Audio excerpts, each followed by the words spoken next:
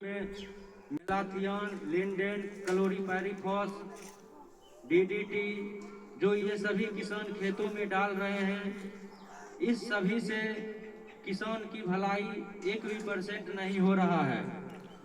जहां तक किसान के खेत में जहर, जो किसान अपने खेतों में जो जहर डाल रहे हैं वह अपने खेतों में नहीं बल्कि वह अंततः अपने शरीर में डाल रहे हैं। तो धरती पर की जितने भी आप विश्व देख रहे हैं, विश्व में जितने भी महाद्वीप है, 7 महाद्वीप, उस सभी महाद्वीप में रहने वाले जितने भी समस्त जीव जंतु है, उस सभी जीव जंतु में सिर्फ मनुष्य ही एक ऐसा जीव जंतु है जो अपने भोजन को बचाने के लिए उसमें जहर डालते हैं, ताकि वह जहर को देख करके अन्य कोई कीट, अन्य कोई जंतु उस फसल को नुकसान न पहुंचाए।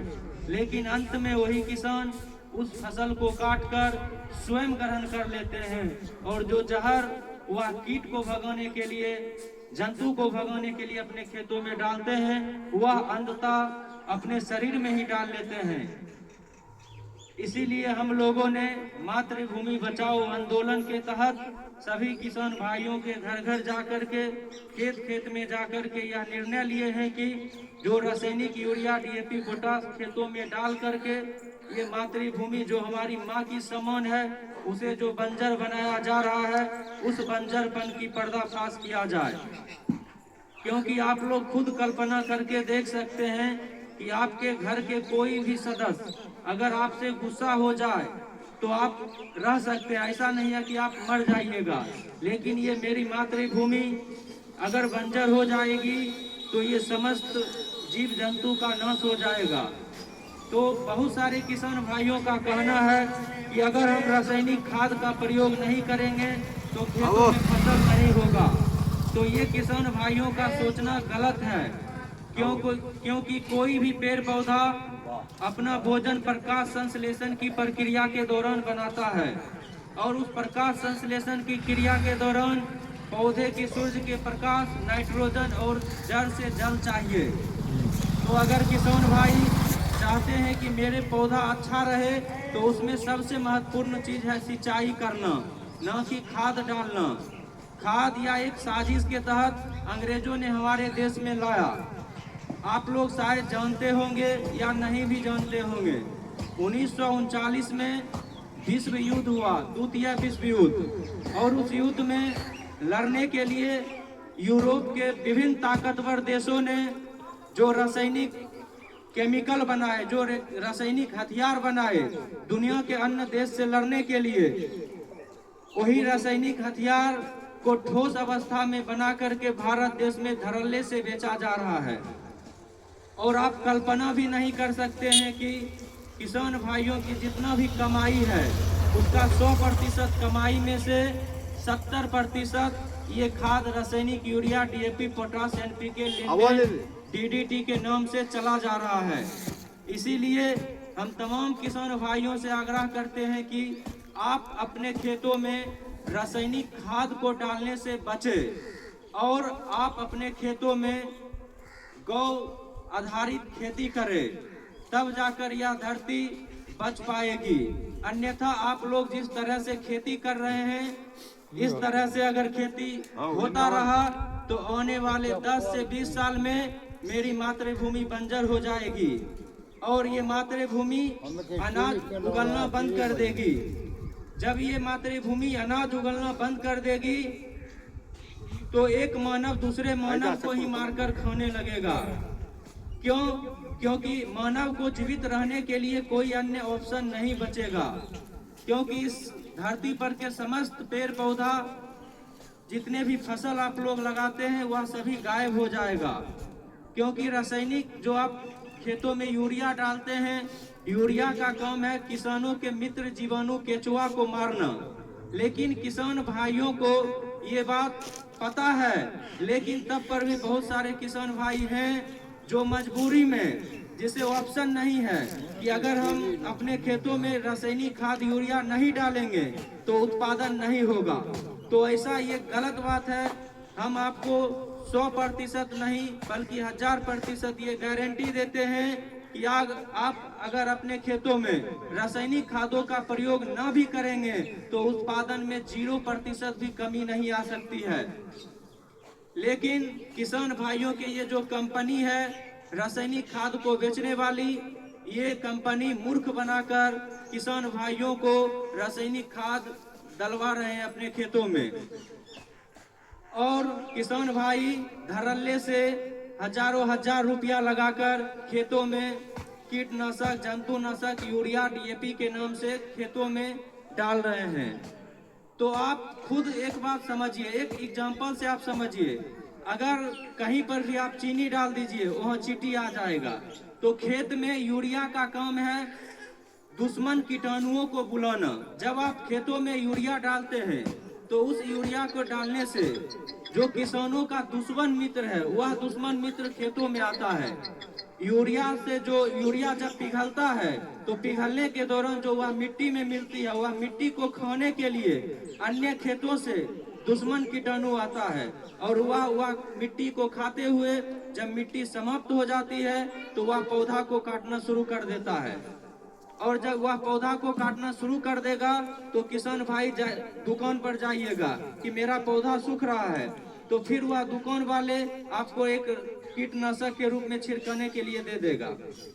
तो ये सब जो किसान भाई अपने लागत की, अपने इनकम के जो 80% रुपया खर्च कर रहे हैं रासायनिक कीटनाशकों में, वह अगर किसान भाइयों को बचाना है और इस भारत को पुनः सोने की चिड़िया बनाना है तो किसान भाई को पुनः स्वदेशी खाद अपनाना पड़ेगा। अन्यथा यह देश कभी भी सोने की चिड़िया नहीं बन सकती है, क्योंकि कोई भी देश तब मजबूत होता है जब उस देश का प्राथमिक क्षेत्र मजबूत होता है। और प्राथमिक क्षेत्र को मजबूत करने वाला और कोई नहीं बल्कि इस देश का किसान है। लेकिन इस किसान को रासायनिक यूरिया, डीएपी, पोटास के नाम पर मारा जा रहा है। तो हम तमाम किसान भाइयों से आग्रह करना चाहते हैं कि आप अपने खेतों में जरूर स्वदेशी खाद पदार्थ, कीटनाशक का प्रयोग करें। आप जाकर अगर पढ़े लिखे हैं या नहीं पढ़े लिखे हैं तो आप अपने घर में जाकर आप अपने बच्चों को बोलिए, अगर वह बच्चा 8 क्लास में पढ़ रहा है, 8वीं क्लास में, तो 8वीं क्लास का फर्स्ट चैप्टर बोलिए अपने बच्चों को पढ़ने के लिए। तो उससे आपको पता चल जाएगा कि यूरिया, डीएपी का खेतों में कोई काम नहीं है। लेकिन ये विदेशी कंपनी हम भारत देश के सभी किसान भाइयों को फंसा करके एक मकरा जाल के तरह रखी हुई है। इसीलिए हमने यह प्रण लिए हैं कि जब तक हम लोग के अंदर सांसें चलेगी तब तक हम इन महापुरुषों को, जो महापुरुष आप दिख रहे होंगे राजीव दीक्षित जी, इन महापुरुषों को, वाणी को हम आगे बढ़ाते रहेंगे और चाहेंगे कि यह देश आत्मनिर्भर बने। और यह देश तब आत्मनिर्भर बन सकता है जब इस देश का किसान आत्मनिर्भर बनेगा। लेकिन अभी ये किसान विदेशियों कंपनी पर निर्भर है, क्योंकि जो आप रासायनिक खाद डाल रहे हैं वह खाद नेफ्था से बनाया जाता है। और जो नेफ्था है वह पेट्रोलियम बाय प्रोडक्ट है। जहां पर अत्यधिक मात्रा में पेट्रोलियम पदार्थ पाया जाता है वहीं से ये नेफ्था भी आता है। तो आप तमाम किसान भाई अगर चाहते हैं कि यह देश सोने की चिड़िया पुनः बने, और अगर किसान भाई चाहते हैं कि जिस तरह अंग्रेजों के आने से पहले हर एक किसान भाई एक मतलब जो है बहुत अच्छे हुआ करते थे, लेकिन अंग्रेज जब भारत आए तो किसान भाइयों को शोषण करना शुरू किया, क्योंकि अंग्रेज ये बात पता किया कि अगर हमें भारत को ज्यादा दिनों तक गुलाम बनाकर रखना है तो क्या करना पड़ेगा। तो अंग्रेजों को पता चला कि अगर हमें भारत को ज्यादा दिनों तक गुलाम बनाकर रखना है तो यहाँ की अर्थव्यवस्था को तोड़नी पड़ेगी। तो अंग्रेजों ने यह बात पता किया कि भारत की अर्थव्यवस्था मजबूत क्यों है। तो अंग्रेजों के यह बात पता चला कि भारत की अर्थव्यवस्था कृषि के लिए मजबूत है। तो अंग्रेजों ने सोचा क्यों ना हम कृषि को बर्बाद कर दे, और अंग्रेजों ने कृषि को बर्बाद कर दिया। लेकिन जो महापुरुष हुए, भगत सिंह, राजगुरु सुखदेव, चंद्रशेखर आजाद, सुभाष चंद्र बोस, रानी लक्ष्मीबाई, तात्या टोपे, इन सभी का कहना था कि हमारा देश जब आजाद होगा तो हमारे देश में रहने वाले तमाम किसान भाई फिर स्वावलंबी बने, फिर पुनः आत्मनिर्भर बने। लेकिन दुर्भाग्य इस देश का कि यह देश 15 अगस्त 1947 को तो आजाद हो गया, लेकिन मेरे देश के सरकार जो उस समय सरकार में आए, वह किसान पर, गरीब पर हो रहे अत्याचार, भ्रष्टाचार, घूसखोरी, भूखमरी, बेरोजगारी, ये सब पर नहीं ध्यान दिया। और यह देश आजादी के आज 70 से 80 साल होने वाले हैं, लेकिन यह देश के किसानों का स्थिति धीरे धीरे और दयनीय होते चला जा रहा है। जब अंग्रेज था तो हम लोगों का एक बात मन में चल रहा था कि अंग्रेज था तो अंग्रेज किसानों को शोषण किया तो किसान गरीब हो गए, लेकिन अभी तो अंग्रेज नहीं है, फिर भी किसान क्यों बर्बाद हो रहे हैं? यह सरकार की नीति के कारण, क्योंकि सरकार जिस नीति से यह देश को चला रही है, यह नीति या कानून व्यवस्था सभी अंग्रेजों को बनाया हुआ कानून व्यवस्था है। इसीलिए हमने प्रण लिए हैं कि जब तक हम लोग रहेंगे तब तक जो है किसानों को स्वावलंबी बनाएंगे, किसानों को आत्मनिर्भर बनाएंगे। बहुत सारे ऐसे लोग मिलते हैं जो बोलते हैं क्या ये काम होगा? तो श्री कृष्ण भागवत गीता में बोले, जब अर्जुन कुरुक्षेत्र में गए लड़ाई लड़ने के लिए, तो उस समय अर्जुन बोले कि हम बाण नहीं चलाएंगे। तब श्री कृष्ण बोले, हे अर्जुन तुम बाण चलाओ, क्योंकि तुम कर्म से मत डरो, तुम कर्म करो। अगर तुम्हारा कर्म अच्छा है तो तुम्हारा फल भी अच्छा मिलेगा। अगर हम आम का पौधा लगाएंगे तो हमें आम का ही फल मिलेगा, बबूल का कांटा नहीं मिलेगा। इसीलिए मेरा काम है कर्म करना, कर्म का फल जो भी हो। लेकिन अगर कर्म ही नहीं करेंगे तो फल की चिंता करेंगे तो वह व्यर्थ की बात है।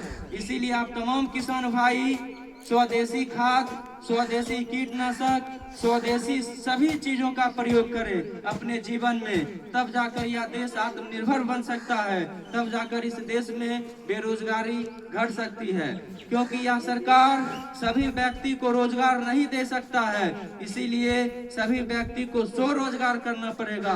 और स्वरोजगार तब होगा जब स्वरोजगार से उत्पादित चीज आदमी डिमांड करेगा तो स्वरोजगार में और ज्यादा रोजगार पैदा होगा और यह देश स्वावलंबी बन सकता है और यह देश आत्मनिर्भर हो सकता है। तो आप तमाम किसान भाई जरूर से जरूर स्वदेशी अपनाइए। बहुत सारे ऐसे किसान भाइयों को लगता है